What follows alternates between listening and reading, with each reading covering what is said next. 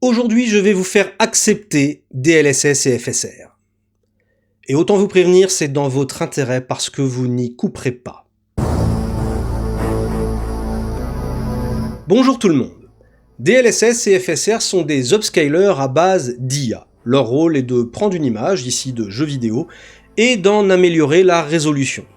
Contrairement aux algorithmes classiques, qui font une moyenne floue des pixels encadrant, DLSS et FSR sont supposés recréer de l'information en étant capables de deviner les pixels manquants.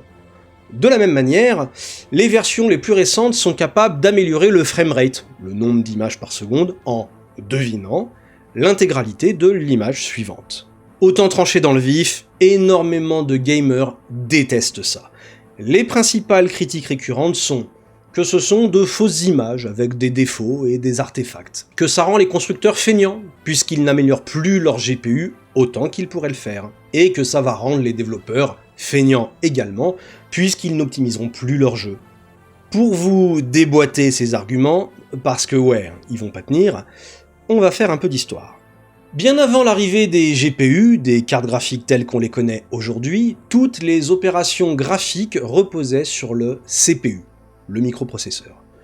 Lorsque la 3D est devenue reine au milieu des années 90, c'était aux développeurs de coder leur propre algorithme de mapping, ou rasterisation de triangles, pour les tracer pixel par pixel.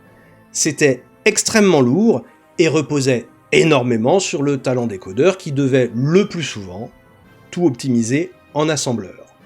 Sont alors arrivés les GPU, S3 Virge, 3D Lasper Media, mais le premier à vraiment se faire connaître est le 3DFX Vodou. Ces puces ne faisaient alors pas grand chose, elles offraient uniquement de la rasterisation de triangles. Pas de calcul, pas d'éclairage, rien. Mais c'était déjà énorme, car c'est précisément le point sur lequel les CPU se cassaient les dents. Et déjà à cette époque, ça a fait grincer des dents. Certains codeurs voyaient leur talent renié, affirmant que le rendu software, c'est-à-dire au CPU, était du vrai code, et que les GPU, c'était un truc de feignant. Et d'ailleurs, on pouvait avoir un plus petit CPU pour un meilleur résultat. Est-ce que vous commencez à voir le parallèle venir ? Pourtant, la réalité, c'est que ces cartes graphiques ont libéré le processeur pour d'autres tâches. Plus de puissance de calcul, donc des modèles 3D plus riches, plus d'éclairage, plus d'ombre, plus de jeux, plus de mécanique de gameplay, c'était juste plus mieux. Et les générations de cartes graphiques ont évolué, délestant le CPU un peu plus à chaque génération en embarquant les calculs matriciels, les éclairages, puis les shaders programmables et toute l'évolution telle qu'on la connaît jusqu'à aujourd'hui. Pendant des années, ces évolutions se sont faites en suivant la loi de Moore, un énoncé aussi peu scientifique que discutable qui affirmait, en gros, que la puissance des puces doublait tous les 3 ans. Alors je vous le vulgarise, mais en gros, ça a été vrai longtemps. Si vous avez plus de 20 ans, vous avez connu une époque où un PC dernier cri était bon pour le recyclage en 3 ou 4 ans. Et alors, c'est pas qu'il ne permettait plus de jouer en ultra, c'est qu'il ne tenait même plus 15 FPS en LAO, au mini du mini. En entendant ça, vous vous rendez bien compte que ce n'est plus du tout le cas aujourd'hui. Les gains des dernières générations déçoivent. Et ce n'est pas de la flemme, c'est un vrai choc avec la physique fondamentale. Le Dinard Scaling ne fonctionne plus bien. C'est un concept qui explique que réduire les finesses de gravure permet d'améliorer l'efficacité énergétique des composants. Et qui ne marche plus quand on approche des échelles quasi-atomiques des gravures actuelles. Tout cela amène à ce que l'on appelle un rendement décroissant.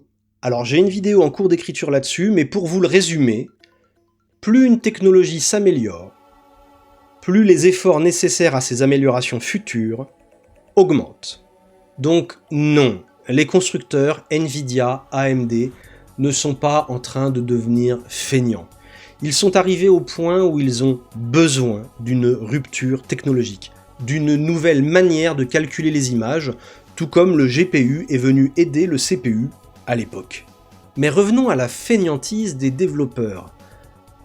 Cela ne rendra pas les développeurs feignants, parce qu'ils ont eu 1000 fois l'opportunité de le devenir. Alors bien sûr, il y aura des dérives, mais c'est un monde compétitif dans lequel les mauvais sont balayés. Est-ce que vous imaginez vraiment qu'un Santa Monica ou un Rockstar qui ont éventré toutes les machines qu'ils ont touchées vont devenir feignants à cause de DLSS et FSR. Sérieusement. Imaginez plutôt qu'au lieu de concevoir un jeu pour viser disons du 4K 120 fps, on vise du 1080p 40 fps sur le même GPU et en comptant sur l'upscaler pour atteindre les 4K 120 fps.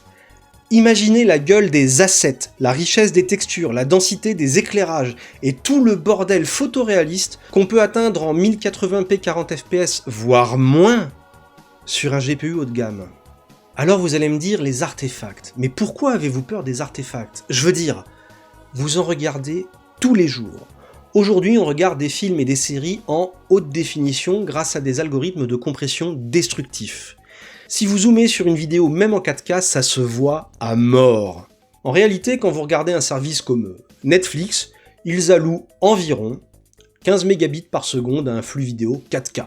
Sans artefact et donc sans compression, 15 mégabits par seconde, ça passerait du 120p. Alors voilà, je vous montre, c'est ça du 120p. Vous préférez l'image sans défaut ou celle avec des artefacts quasi invisibles? Et je vous le pose dans l'autre sens en vous épargnant le calcul, mais pour avoir du 4K sans compression, il faudrait un flux d'environ 4,5 gigabits par seconde par personne. Pas beaucoup moins avec une compression lossless. On n'a littéralement pas assez de fibres sur la planète pour ça. Et de toute façon, vous êtes en Wi-Fi. Alors vous allez me dire que là, je parle de bande passante, pas de puissance de calcul. Oui. Mais honnêtement, la problématique et l'échelle sont les mêmes. Le jeu vidéo est probablement le dernier média vidéo grand public auquel on demande de déployer l'intégralité de la puissance de calcul, toute la bande passante, en temps réel, pour chaque image, pixel par pixel, tout en augmentant continuellement la résolution et le nombre d'images par seconde. C'est technologiquement et énergétiquement un enfer. Enfin, je veux dire, les cartes actuelles font 8 cm d'épaisseur et bouffent 500 watts. Et c'est pas juste parce qu'on a décidé que maintenant on peut se le permettre, enfin. C'est parce qu'on en est réduit à ça pour gagner des perfs.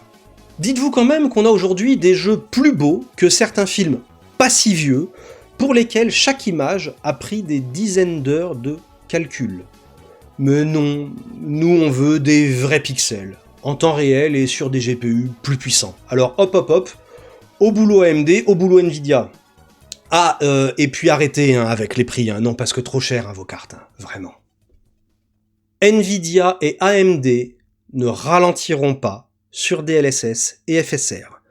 Ce n'est pas pour mieux vous traire, ce n'est pas par flemme, ils n'ont plus le choix. Vos images ne seront pas plus fausses, elles l'étaient déjà. Un jeu vidéo, c'est par nature faux, c'est de l'image de synthèse en temps réel. Elles seront juste obtenues différemment. Laissez encore quelques temps aux upscalers pour se parfaire, et en attendant, rappelez-vous que les polygones de la PlayStation se déformaient. C'est à peu près le stade auquel en sont nos upscalers. Et ça ira très vite. Et je vous dis à très bientôt, dans le bureau des machines.